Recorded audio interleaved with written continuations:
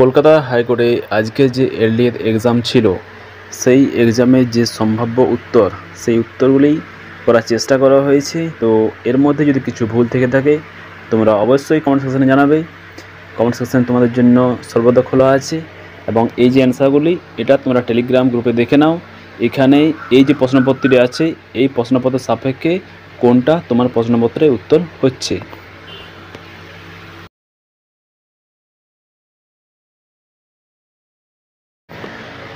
এর মধ্যে যে ম্যাথের কোয়েশ্চেনগুলি আছে সেগুলোর অ্যান্সার খুব জলদি টেলিগ্রাম গ্রুপে দিয়ে দেওয়া হবে এবং বাকি যে অ্যান্সারগুলি তোমরা দেখতে পাচ্ছ সেগুলি তোমরা মিলিয়ে নাও এবং কমেন্ট সেকশনে জানাও যে যদি এর মধ্যে কোনো ভুল থেকে থাকে।